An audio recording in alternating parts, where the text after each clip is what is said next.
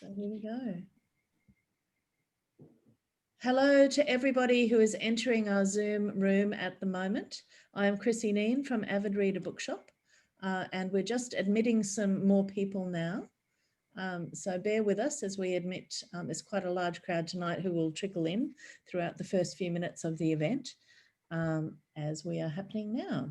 So if you're in Brisbane, we just had a bit of a massive storm hit us really quickly. So I'm imagining that some people in Brisbane will actually be cleaning up a little bit of hail and a few limbs of trees down. It was all very dramatic and exciting for a few minutes. I always give a weather report as I'm letting people in. So imagine, if you will, that we're all in Brisbane. There is no COVID. We're all huddled together on the back deck, no social distancing, lots of kissing and sharing of glasses of wine. It's an alternative universe in this lovely, safe space that we have tonight. Okay, well, I'm going to start my introduction now, and there will be more people arriving as I do it, but I will just start. So I'd like to start by acknowledging the traditional owners of the land that we're meeting on. In this area where I am, it's the Yagara and the Turrbal people, and I would like to pay my respects to their elders past, present and emerging, and to any other elders who are here tonight. And also I'd like to mention that because this is Zoom, we are zooming out onto the lands of many different Aboriginal people, and I'd like to respectfully acknowledged all those people of all those language groups that we are zooming out to tonight. This always was and always will be Aboriginal land, and sovereignty was never ceded. And we feel very privileged to be continuing a tradition of yarning and telling stories and basically doing science, as has been done on this land for a very, very long time. Now, it's my great pleasure to be hosting this event tonight. We look forward to this book every year, but particularly this year, because 2020 is the year that changed us. And honestly, this particular book is going to be a must-have in every household. So it's really great to be kind of flagging this book and to welcoming the conversation who will be hosting with you tonight. It's a great stocking filler, I'll just let you know. And to show you where the chat function is, I'm going to share a link to purchase this book. 2020, the year that changed us, will turn up in your chat function now. And that chat function is where you can ask questions. So when we call for questions at the end, or anytime you think of a question, just type it into that chat bar. And we'd be very, very happy to take some of your questions at the end if we have time. So please keep that chat bar ready and waiting, and type your questions as they come up. This book, 2020, the year that changed us, via the conversation, again, a wonderful piece of work. So it's my job tonight to hand over to Liz Minchin, who is going to take over from here. Liz Minchin is the Conversation Australia and New Zealand's executive editor and is a Walkley Award-winning journalist and author. Liz has spent 2020 working with the Conversation's New Zealand-based editors and university experts, which is why she wanted tonight's event to be a chance for you to hear from two top researchers from both sides of the ditch. So everybody, welcome Liz Minchin. Hello everyone. Thanks Chrissy, and thank you everyone for joining us. It's a special Trans-Tasman event, and we're going to be looking at the race for a COVID-19 vaccine and also the lessons from this pandemic. I'd also like to acknowledge the Yagara and Turrbal people, the traditional owners of the land that we're on now, and pay my respects to elders past, present and future, including any of you in the audience. We can't see most of you, and that's totally fine to have your video off if you don't want to do it. I know many of you will be multitasking, but it's lovely to see those of you who are there. And also those who watch the video later. We're hoping to record this and share it, so if we do, look out for that on the conversation. Joining us tonight in Brisbane is the University of Queensland's Professor Paul Young. Give us a wave, Paul, so they know which one's you. There we go. Paul is one of Australia's top virologists and co-leader of the UQ vaccine project, one of the vaccines that Australia is hoping to roll out next year. I just want to share the day that Paul agreed to do this event, the Prime Minister had just been visiting his lab, so it's pretty fair to say he's had quite a busy year. And I'd also like to say tēnā koutou katoa to those tuning in from Aotearoa, New Zealand. including tonight's other expert panelists, the University of Otago's Professor David Murdoch, who give us a wave, there we go. David is a clinical microbiologist and infectious diseases physician who's worked around the world, including consulting for the World Health Organization and the US National Institute of Health. And his first ever article for the conversation was chosen as one of the best for this year, which is what was included in a yearbook. And you can buy that tonight if you haven't already. I know some of you have.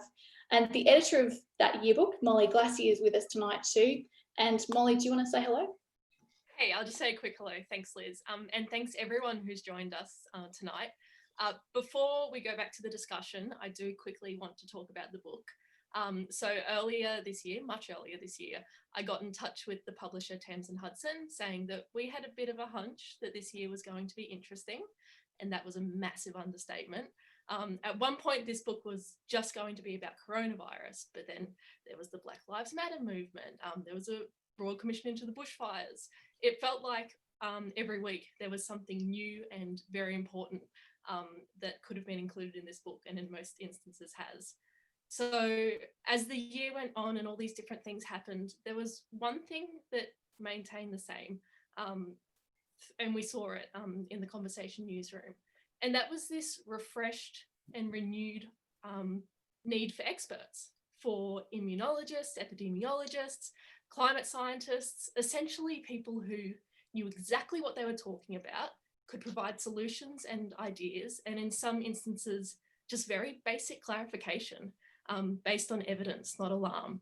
So the authors who are in this book truly are the most equipped people to be writing about everything that happened this year, what life looks like now, and what decisions and priorities we really need to focus on moving forward.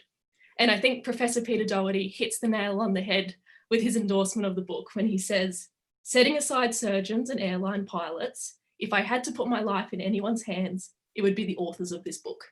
So if you haven't already, please buy a copy. It makes a brilliant Christmas present for any armchair experts. And on that note, I'll throw it back to you, Liz. Thanks, Molly.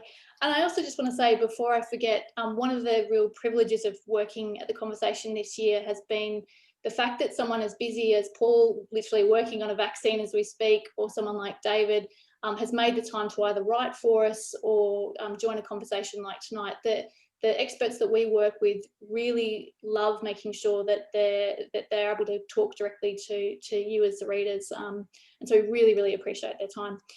Quick reminder for anyone who has joined us late, we have muted all of you just to avoid loud background noise, so do write your questions in the comments.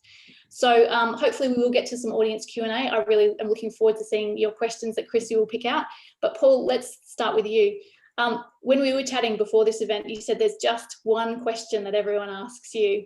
When is your team's vaccine going to be ready? It's a good question. We're approaching the end of our phase 1 clinical trials. When I was asked this question back in January, when it first became clear that we were going to see if we could drive all the way through to production of the vaccine, should it be successful, I said, the fastest we could do it would be 18 months. And surprisingly, we've kept to that line. Next month, we head into, with CSL, a phase 2/3 clinical trial. And we should be getting the data out of that, or at least the first data out of that, that will go towards a regulatory authority who can hopefully sign off on approval by the middle of next year. And with manufacturing ongoing at the same time, then that's probably the first time we will have small doses, numbers of doses to be distributed. But 2021 is the year, 18 months from when we first started, when we begin the process of rolling out. And just one thing for anyone wanting to get across all the different stages that all the vaccines around the world are sort of up to, there's a really nice New York Times website with the vaccine tracker that Molly will share the link to in the comments. Please don't necessarily read it now, but it's a really helpful thing that Paul looks at regularly himself. There's also one from, was it the London School of Hygiene and Tropical Medicine, just LSHTM. If you put that in and vaccine tracker, you'll find it in Google. So both of those are, the New York Times one in particular is really nice with graphics, even just explaining the different, what happens at each different phase of the process and things. So today, Australia's health Minister Greg Hunt said the expectation is that Australians who sought vaccination will be vaccinated within 2021.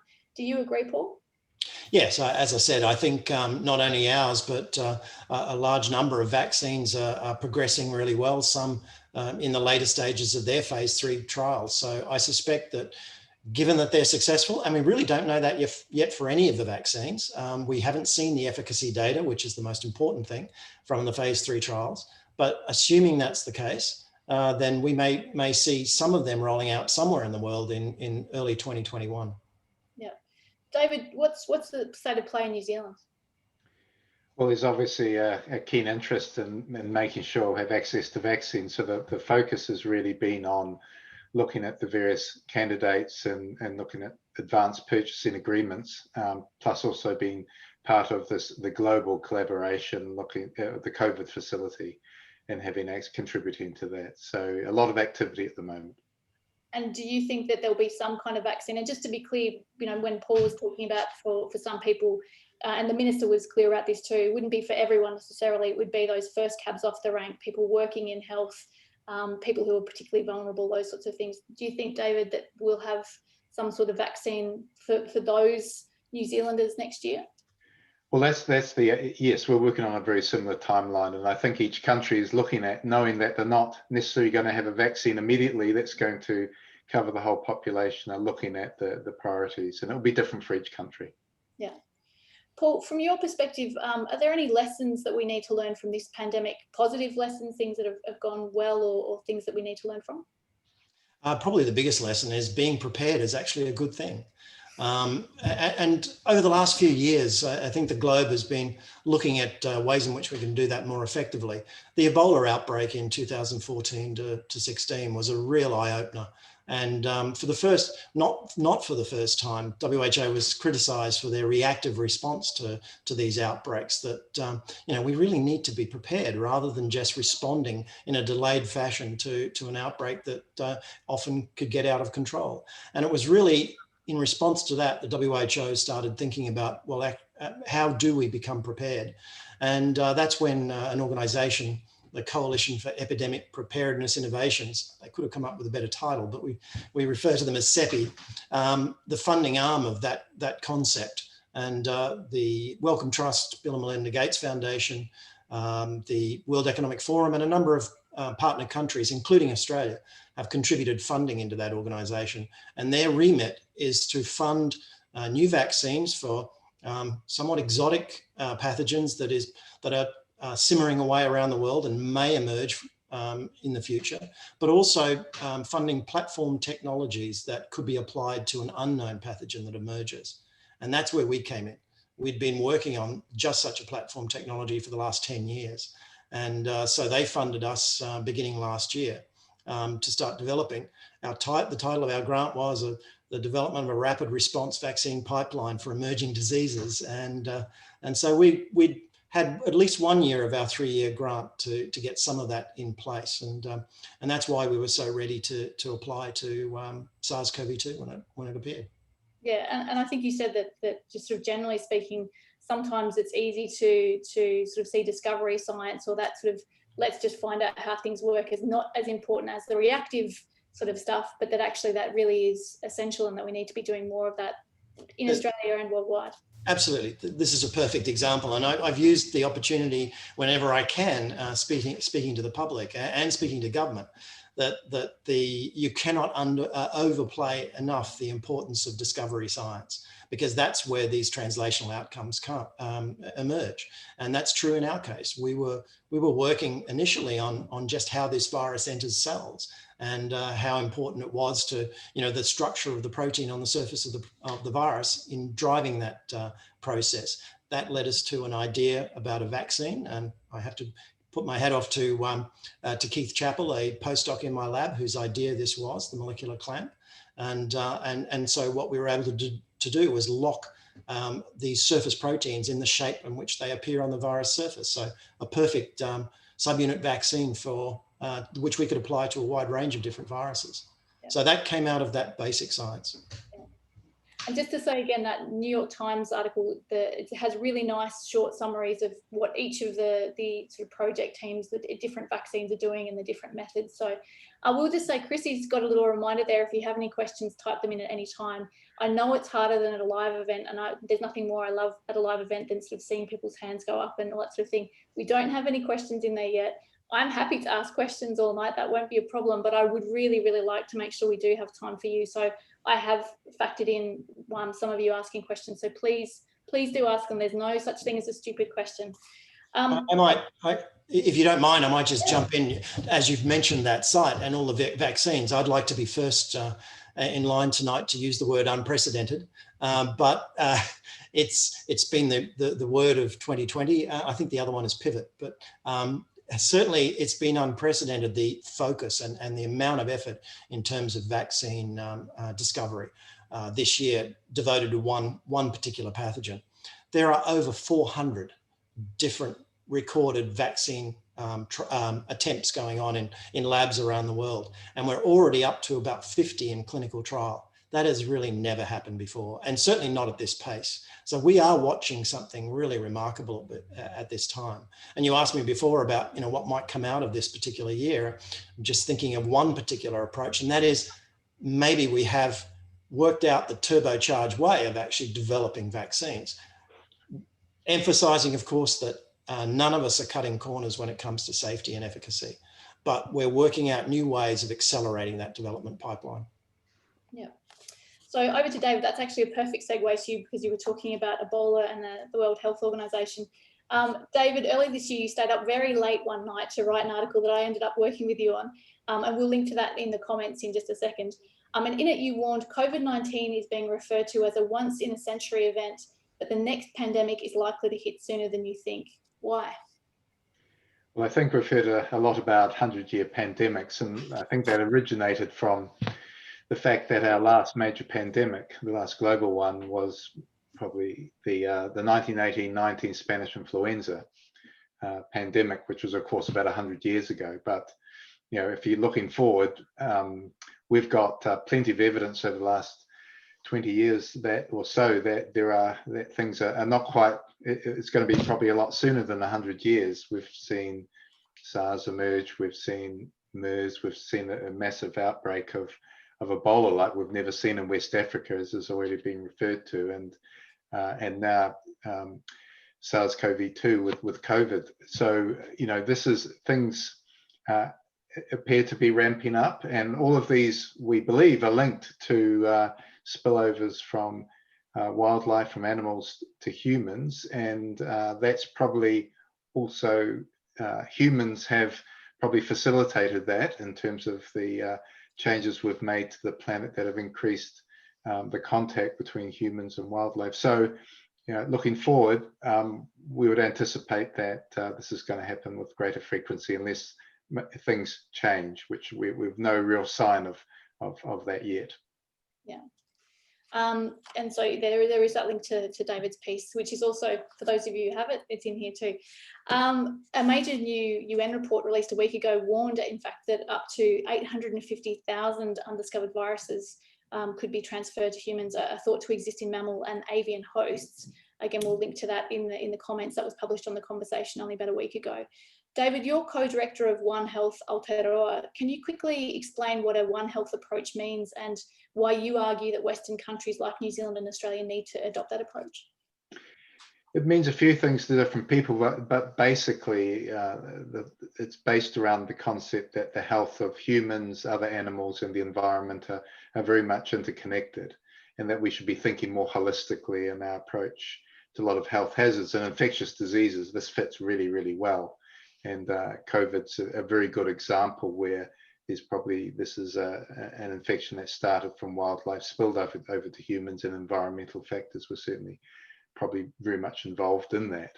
So that's basically, it has different, slightly different meanings to different people, but it's that holistic approach. And for many countries, including New Zealand, it aligns very, very much with our Indigenous Māori thinking of the holistic approach. So it's actually not a new one, and in fact you could say it's quite an obvious one, but it's not something that we've really followed.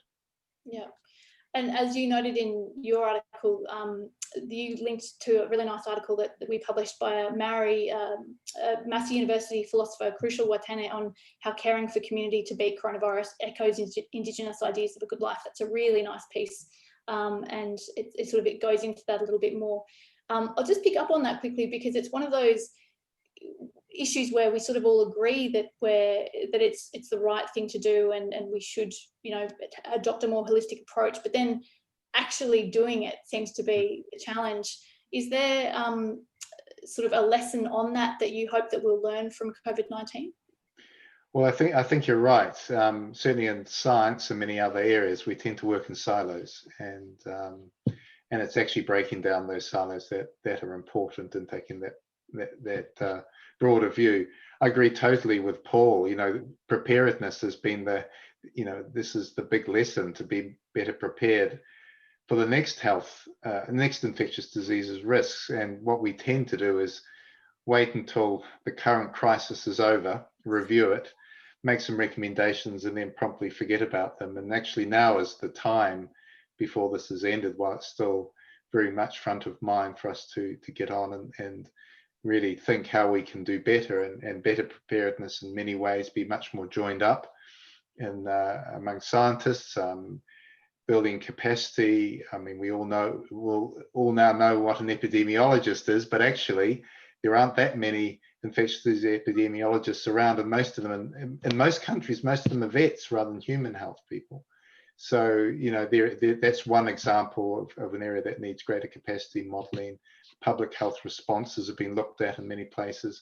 Having pandemic and infectious disease risk plans that are not just based on influenza, that are flexible and able to be adapted. Having the right leadership in the right places. All these things need to be looked at. Plenty of things to look at. So I've got more questions I can ask. Has anyone want to quickly put their hand up, either that I can see or jump in the comments? There are a few comments as well, by the way, Liz. Oh, oh, good. Okay. Yeah, you just can't see them, that's all. Oh, that's fine. No. Well, I was making sure. I'll ask a couple more quick questions, and then I'll do you mind if I just follow up? I mean, what David said is absolutely correct. And one thing, apart from the need to be prepared, that this pandemic has highlighted for us and New Zealand, because we've been having conversations with our New Zealand counterparts, is the realization of the fact that we don't have sovereign capacity here to really respond in a multitude of ways. I mean, our vaccine is going forward for a very fortuitous reason, and that is our platform technology just happens to marry with the only big pharma that is in Australia, and that's CSL. They have the capacity for us to simply transfer our basic platform into their large-scale manufacturing processes, and it's worked really well. But if we'd been developing any of those other vaccines that you'll see on the New York Times site, we wouldn't have been able to go down that path. So it's opened up these, you know, I think one of the biggest gaps is in the bridge between the absolute excellent underpinning science in infectious disease and immunology and vaccine and therapeutic design, the biomedical space really, both here and in New Zealand, and our ability to translate that into therapeutics and vaccines and drugs and so on. There is this big gap where that really good science needs to be just manufactured at a scale that you can actually test it in humans, that then makes it attractive, because it has to be attractive to big pharma to then take it on, because it's only those big industries that have the capacity to really develop at a scale that would deliver a product. And so what I think we need to do as a country is invest in that capacity. And as I said, we've reached out to New Zealand, and New Zealand have reached out to us, and we're talking together about joint capacity for the future. Which makes that's another big lesson. That makes a huge amount of sense. And just on that, in fact, for anyone interested, there was a really good piece published only in the last day or so on that very issue of Australia's capacity to ramp up producing vaccines. I think it was maybe yesterday. If you jump onto theconversation.com/au, you'll definitely see it. It's Molly, it's the mRNA, I think was in the headline from memory, but it actually explained the process and explained why, yes, we can make the UQ vaccine, and that's fantastic with CSL, But as Paul was saying, there is that real risk that if another kind of vaccine is the one that turns out to be successful, our capacity to make that, it could leave us behind other countries in being able to roll it out. And the science minister, from memory, was questioned about that on Insiders and did acknowledge it would probably add potentially sort of 9 to 12 months, if I'm remembering correctly, to that process. So it's with all of these things, it can sometimes get a bit sort of acronym-y and kind of, you know, is this important? One of the nice things for me about as just a reader of the conversation is actually being able to hear from the researchers who can explain that. And there's some nice graphics in that piece that explain some of the science behind it too. I don't know if you saw that one, Paul, but it was by someone else, but it was a good piece. No, I did see that. Yeah. I'm an avid reader of the conversation. Oh, thank you. We paid him to say that. David, you can say nice things too if you like. Yeah. Now, I can ask more questions. I'm happy to ask more questions, whether it's on the World Health Organization, Ebola, the lessons from Ebola, you know, what happens with the US election results, which we're all obviously watching, and what that means for global leadership. There's all sorts of things we can talk about. But Chrissy, if you've got some questions, I would love to hear those. All right, I'll jump in with a couple and then we can go back to it. So John has asked, will there be different types of vaccines for different age groups, which is an interesting question. It's a very interesting question, and obviously one that we're interested in. In our phase 1 clinical trial, we initially began the trial in typically what you do with a phase 1 study, which is 18 to 55-year-olds, so a healthy adult group. You don't want to put anyone at risk.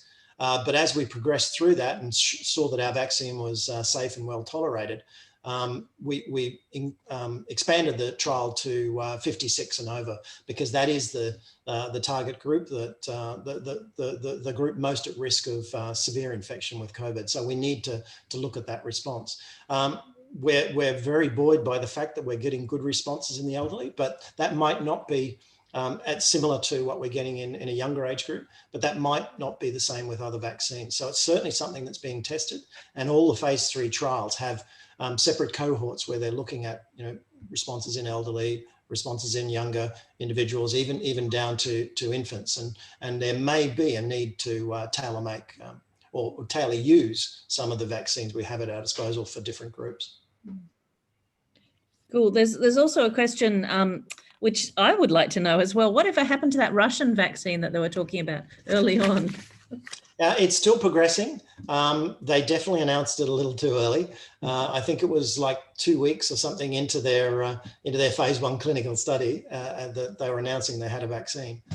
So there was no way that they could have decent information out of that.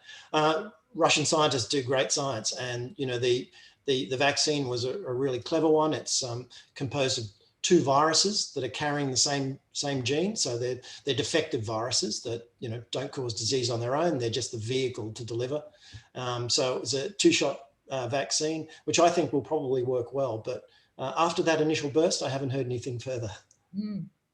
And Sina has asked, is climate change and the increased temperatures the main cause behind the spread of diseases like this one? David, do you want to take that one? Sure. I wouldn't say it would. Certainly climate change is something that, in terms of the environmental effects, it would be one contributor to the changes, but certainly whether it's the major one, I wouldn't want to say, but there are many factors that are contributing to the change in the ecology of a lot of these viruses. So we're seeing it's quite a complex interplay, the viruses, the various animal hosts, and then there are opportunities for interaction with each other and with humans, and then the opportunities spread around the world with greater, you know, transportation, etc. All these factors are important, but certainly other ones such as you know, deforestation, increasing changing land use for agriculture, some of the ways that wildlife is consumed and the way they're processed, all of these factors are important. And crowding, you know, certainly in West Africa with the Ebola outbreak, the fact it got into an urban environment for probably the first time. I mean, Ebola had been in much smaller outbreaks in very remote rural communities, but it did get into, you know, crowded urban environments, and that was a major factor in it becoming so large. We've got a question from John saying long COVID amongst young people hasn't yet arrived in full. Are we ready to deal with the coming chronic disease load, both infrastructure and cost-wise? It's on a lot of people's minds, and just what are the long-term consequences? And obviously we're not even a year from the first cases to know the sort of follow-up. So lots of cohorts have been followed around the world at the moment to understand it, to find out who exactly are having the long-term complications, what they are, what might be causing them, what we can do about it. But it's certainly, there's without doubt a group of people who are having long-term consequences, at least long-term to date, consequences. And they're probably different. There are probably different types, but yes, we're still learning about that. Yeah, it's not a completely unique respiratory pathogen, but it is one of the rare ones that that move beyond the respiratory tract. So, you know, influenza and the ones we typically see are cold viruses and so on are very contained and constrained within that respiratory tract, and that's where the symptoms occur. But this virus can escape the respiratory tract and spread systemically around the body. And it's been found in a wide range of different tissues now. And so that therein lies the concern people have about the long-term sequelae of an infection. I mean, we've been focusing for a long time, and all of the media reports are about the fatality figures. And that's been, if you get it, that's one cohort, and if you get it and die, that's another cohort. And we just seem to be not having that conversation. Scientists are, but we're not having that conversation about the consequences of getting infected as a young individual and the sequelae, disease sequelae that may come from that. And as David said, that's still playing out. We've got an avalanche of questions now coming in. So I can keep going, Liz, if you want, or did you want to ask a few more before I? I don't know. If you've got tons, I'd really keen to hear from the audience. I'm happy to maybe have a couple at the end if there's time, but equally, let's just let the audience ask questions. Well, the elephant in the room has come up. The word Trump is in one of these questions. He's in the back of all of our minds, I suppose, today. But have you got any idea what they actually did give to Trump and whether it made him well at all? Yeah, he received a bit of a cocktail of different things, but the one that made most of the news was the cocktail of 2 antibodies that he receives, to monoclonal antibodies that bind the virus. There have been multiple studies, clinical studies on that particular therapy, and they haven't been brilliant in terms of outcomes. But many of the individuals, those infected who've received it, have received it at different times after the infection period. And it's thought that it may not work all that well later in the infection when the damage is really happening deep within the lung. I think they caught him fairly quickly and fairly early with that antibody, and also gave him a dose that I've never seen before, which was 8 grams, I think it was. That's much more than I've seen any antibody therapeutic given. So who knows? It could have been that. Okay. And what's the relevance of the CSIRO in all of this research, industry collaboration, given the insecurity of government funding as well? Yeah, so, I mean, CSIRO has probably one of the world's biggest facilities for looking at animal health. And they also do preclinical studies, so where we actually assess the efficacy of a treatment regime against in an animal that is challenged with a live virus. And this is a virus that has to be maintained under fairly high containment, and the facility down in Geelong provides that. So they've been doing some preclinical testing for a few overseas vaccines. They also have a small-scale manufacturing facility, and we worked with them to develop the first vaccine, which we put into our phase 1 clinical trial. That's now transferred to CSL, and CSL are doing it, but certainly CSIRO provided that impetus. Just to pick up on that, for any New Zealanders tuning in, the CSIRO is a major government-funded research body that also works with industry. it was either today or yesterday on Australian Broadcasting Corporation, ABC News. There was a story by coming out from the CSIRO, very much echoing the sorts of warnings David's raised, and also Paul, about transferring diseases from animals to humans too. So very much the same messages coming from the scientific community over a very long period, but just it's a matter of whether we listen to it both politically and in all the sort of things that we do. Yeah, so they've certainly had a history in looking at some of these diseases. The obvious one hasn't spread at the sort of epidemic or pandemic level that the coronavirus has, but that's Hendra. A highly pathogenic virus that emerged in Brisbane. And a lot of what we know about Hendra was done at the facility in Geelong. There's a question from Roz here, which is about, are there any reassurances that can be given to those who receive the vaccine early, as soon as it arrives, that there are not going to be any side effects, I suppose? All of the vaccines, including ours, are going through these clinical trials at the moment to determine exactly that, what the consequences are. Given the likely need for distributing these fairly early on in the life, essentially, of the vaccine, precludes us from knowing the longer term consequences, but we get a lot of that information out of the clinical phase trials, and none of these will be rolled out if there is any expectation of deleterious effects. And Helen has asked, what commitment has both Australia and New Zealand made to helping poorer countries pay for vaccines?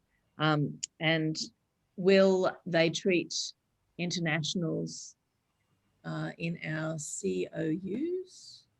I'm sorry, I don't know what that means, but Australia and New Zealand helping other countries, is that something that's on the cards?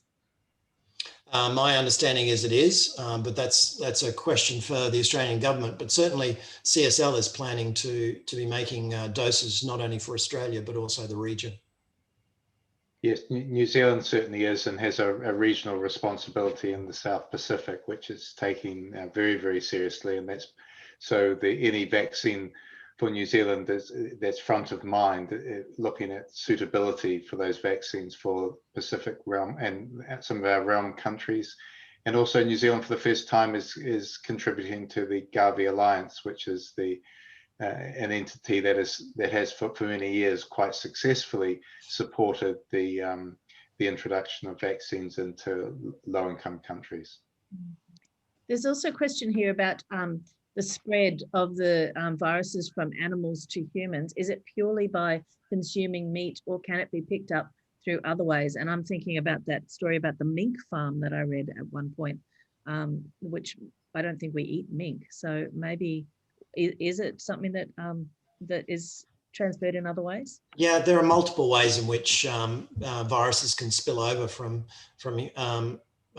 wild hosts into perhaps domestic species and then into humans, or even directly. And quite frankly, it happens the other way too. Viruses spill from humans back into animals. As David was saying, it is a One Health view that we need to be taking.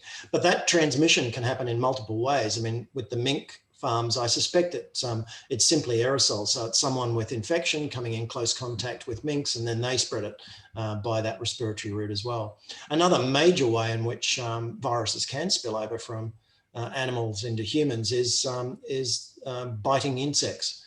So mosquitoes, midges, ticks, and so on, that feed both on animals and then on humans. And that the viruses can transmit very efficiently that way too.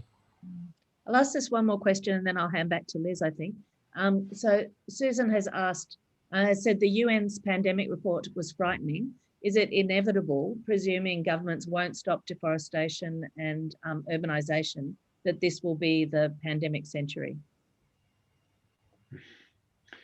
Go for it, David. Yeah, I think certainly you can read these reports and feel fairly pessimistic, and I think what is pretty clear is that we will see this pattern unless things change. So yes, but I mean there are opportunities to change, and that report does outline quite a few. The number of them pretty high level, and it is going to require a lot of inter-country cooperation, which of course that can be challenging. But absolutely, it is hopefully a call to action, and there have been many. So this year we've had the Worldwide Fund for Nature and the UN and several entities coming out with these similar reports and recommendations. Yeah, I'd like to circle back to a comment you made, Liz, very early on, and that is that this year has seen the return of experts and people believing in them. And the point is, we've been saying this for some time and being ignored. I often I have been showing this year in seminars that I've given, I take a slide, the last slide I gave at a public lecture in the State Library last October.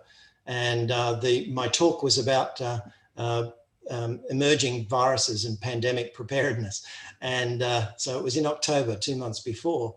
And I made the point that this is inevitable. It's not if, it's going to be when. And it's a matter of being prepared and listening to approaches that we can take. We've known about this. I think possibly one of the most obvious pieces of science to point to that highlighted how much we knew actually was published last year. And it was a group of scientists, a collaboration between Chinese and American scientists, who did a sero survey. And what that means is they go around and just randomly take blood. They do ask the people if they can take it, but they collect blood samples from particular populations in a particular area. And this happened to be in Southeast China. And what they were looking for was evidence of coronavirus spillover into the human population. And this is last year. This would have been done over the previous 2 or 3 years. And what they showed was that there was serological evidence. The reason for taking blood and measuring is that we mount antibody responses. So they're a little signature, they're a little flag saying this person has encountered this virus before.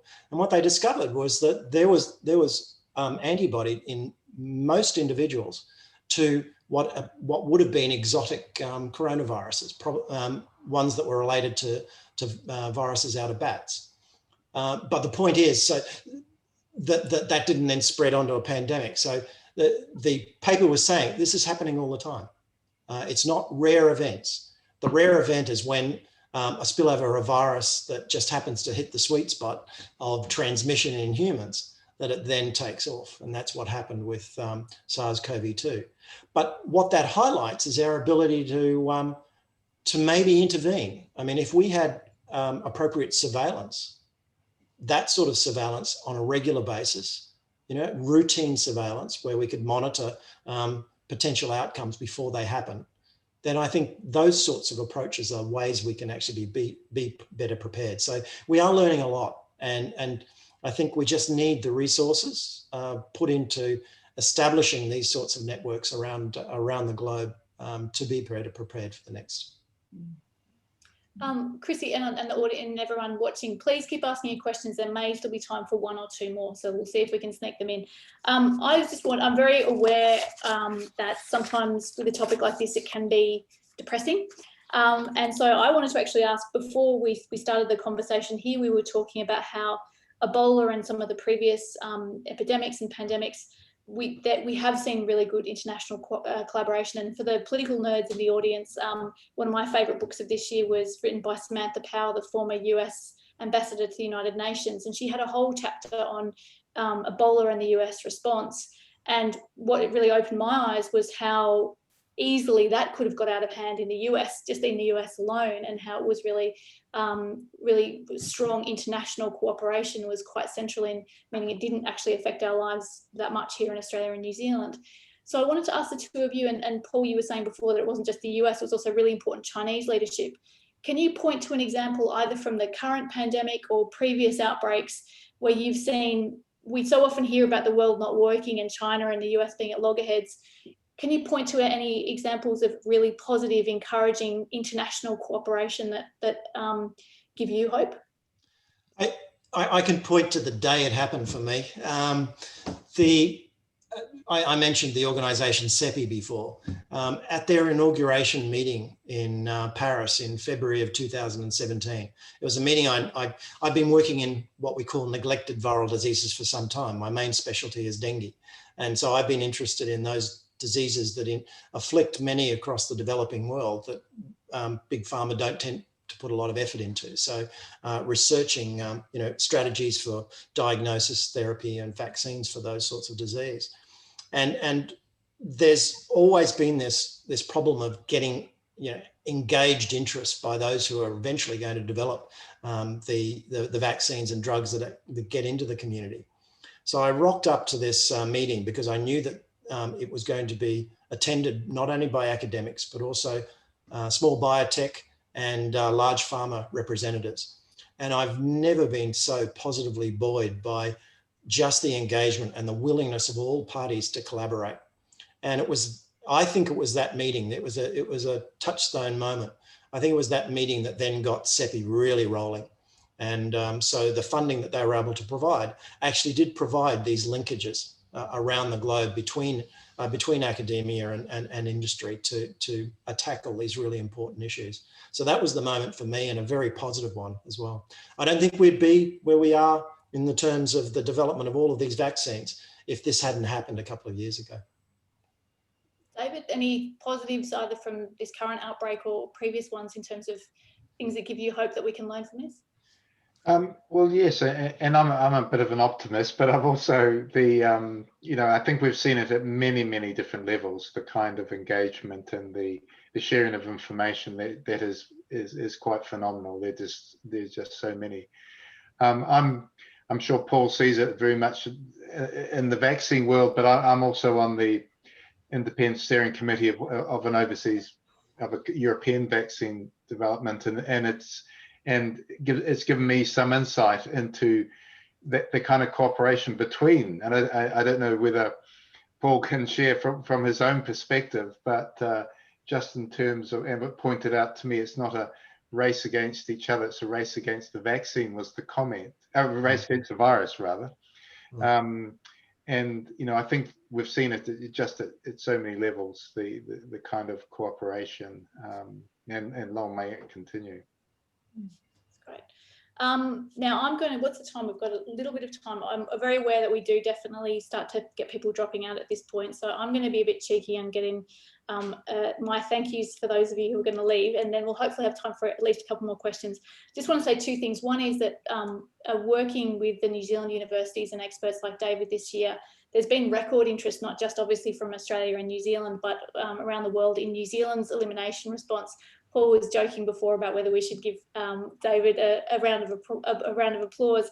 For those interested in following not just New Zealand's COVID response, but also New Zealand politics, all sorts of things, it's an incredibly interesting time for New Zealand. You can get the daily conversation newsletter, but if you're interested in getting the once a week newsletter with just a wrap of what we published from the New Zealand universities, Molly will put the link into the comments. And it's just a really easy way for you to keep on things coming out of New Zealand, whether you're watching from New Zealand, hello again, or here in Australia, it's just a once a week sort of email. I also wanted to say thank you, my thank you before, just in case people missed out, before Chrissy takes over with the final questions, not just to Paul and David, but also to you as readers of the conversation, or people who are engaged with the news. And also the universities that we work with, the University of Queensland, Otago and elsewhere. Without the universities working with the conversation and without readers like you, we couldn't actually run this event, we couldn't publish this book, and we couldn't work as the conversation. We're a not-for-profit, and this year it was going into the pandemic, it was quite scary because all media were really being hammered, and we were genuinely not sure what our future would hold, and our capacity to publish David's pieces, do events like this with Paul and others, was really kind of up in the air. And we had our best ever year for reader donations. We had 20,000 people from across the region and overseas who supported the conversation. So even if you're not one of those donors, I just wanted to say thank you to all of you who do read the conversation, and for that sort of support, because it really has been the difference between us, potentially having to cut staff, or instead of being able to kind of ramp up and really do the best job we can. So I just wanted to say thank you before you all run away. I would also really like to hear some more questions. So Chrissy, any more? There are more questions. And before I do the questions, I will do one more plug for the book, and to remind you that it is a good stocking stuffer. And To sweeten the deal, Avid Reader is offering a 10% discount, not just on this book, but on anything you put in your cart for the next 24 hours if you use the word event, EVENT, at the checkout. As long as the book is not already a discounted book, you will be able to get 10% off for the next 24 hours for anyone who is here tonight. So do take up on that. There are a couple of questions here. John has asked, given the fluctuating transmission nature of the disease, why is an area-based traffic light system not being implemented? Would that be kind of smart in conjunction with the, Before they answer that, I would just like to say, go to theconversation.com/NZ. We had a really nice piece from Nick Wilson and Michael Baker at Otago talking about a traffic light approach. It's a really, and again, another really fantastic contribution from them. So jump on and take, and maybe Molly can share that link. But Paul and David, what's your response? I think this goes back to the comment earlier about experts. And you don't talk outside your area of expertise. I'm not an epidemiologist who really should be answering that question, but certainly response in a clustered fashion. I mean, it's a cluster approach for particular areas, giving that traffic red or green light response. I think that's likely to work, particularly in countries like Australia and New Zealand now that have essentially suppressed the virus. So it would be I think a logical way to go forward in terms of keeping that level down. And I think it's also a good communication tool in the way about the type of interventions and rules you need to follow. So the New Zealand public got very used to it, and so you can talk it up and talk it down, and you can move levels, and people now know, and they know what to expect. And that was I think exceptionally helpful in being able to transition, to have that very clearly spelt out and then nuanced along the way as we learned more about it. There's actually another really nice essay in here by Suze Wilson from Massey University talking about Jacinda Ardern's crisis communication and comparing it to some of the other international leaders, including Boris Johnson, who clearly is not doing the best job. And what was really interesting for me as an Australian, but working with New Zealand universities, was, and sort of paying attention to the messaging from both countries, it really was very, very clear right from the outset from New Zealand, and there's a fair bit Australia and other countries could learn from that. There's a question here, which I know is not going to be your area of expertise, but Liz, you might have some nice links for it too. The kind of the rise of all this conspiracy theory, which is kind of like making it very difficult for people to find out the real information about vaccines, the anti-vax kind of movement. What do we do to kind of combat that? What do you guys feel about it? How do we combat it? Gosh, it's not a new issue. Obviously, we're seeing a lot of it at the moment because of there's such a big event, such a big crisis that we're dealing with. But again, it's trying to circle back onto people's sources of information and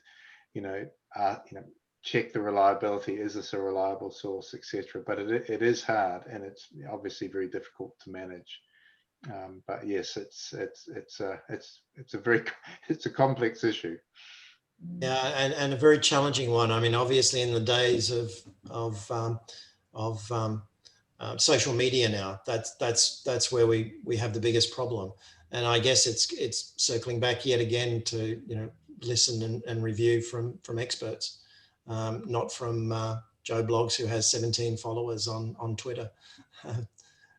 I mean, the anti-vax has been a real problem since the late 90s and has only been growing. And it's an extraordinary, frustrating thing for many of us who work in the field.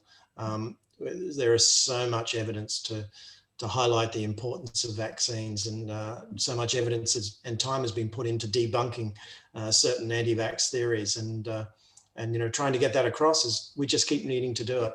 I think one of the issues that we have to learn more effectively, and you talked about, being thankful that David and I could take the time to speak, but it's absolutely essential. It's one thing to be working and beavering away in the laboratory. We need to be able to communicate what we're doing and effectively to the community. It's our responsibility to do that. So I view this as an absolute responsibility of mine. to get out there and communicate as much as I can, and to hopefully counter some of those who are out there with false facts. And it is what the conversation was set up to do, is to try and bridge that gap. It's basically act as translators and make sure that the really interesting research being done in universities and research institutions is getting out to the public. In terms of a link, there is a story, and I can't remember the headline. We've published a number of, not just the Conversation Australia and New Zealand, but also some of our overseas editions. We've got sister editions too. If you Google how to talk to anti-vaxxers, and also, I'm trying to remember, it's not quite the right headline, but it was basically, from memory, it was a psychologist, but it was talking about not talking down to people with different views than you on anti-vaccination. And I mean, there may well be people in the audience right now, and I would say that it's not about sort of saying, oh, you're stupid for believing this, but actually trying to engage and find what is the area of concern, what are you, and they may have some legitimate concerns in terms of maybe they're, you know, immune compromised, or there may be something that is a legitimate concern, and then looking for genuine ways to engage. There will also be people who just want to shout on any topic. But yeah, if you Google, you will find, and certainly look on the Conversation, you'll find a number of articles on that topic. Fantastic. Look, I think that we've come to the end of our questions over here. So it has been an absolutely fascinating conversation, and there has been a couple of people who've said that they loved it tonight and they just want to hear more of this sort of thing. There is one last late question coming in, which I will ask. Surely targeting public health personnel in local government and community health services would assist experts' messages in countering anti-vaxxers. So public health personnel and local government and community health services should be getting this message out a bit more clearer, I think, is what Angela is saying. Yeah, and experts engaging with those individuals, being the ones who actually have that direct health exposure to the community, and many universities are doing that, providing that sort of educational framework. So it's a very good point. Mm. And Angela, just to follow up on that, I would say that the conversation is, our readership is actually surprisingly broad. It's everyone from kind of all walks of life, including people who work in policy. I think from memory, about 10% of our on-site audience is in health. So we are actually, the conversations we're having are everyone from the general public to policymakers. We're often quoted in both the federal parliament in Australia, but also the Beehive. We've had a number of people pick up on articles. So it is really important to sort of have that cross-pollination of ideas and be respectful in how we do it too. And I would just make one last point, because you should never take any media outlet publishes on trust alone. So one of the most important things that we do, and that I wish happened in more media, is that you can look on all of our articles at the disclosures. And so it actually has if people have conflicts of interest there.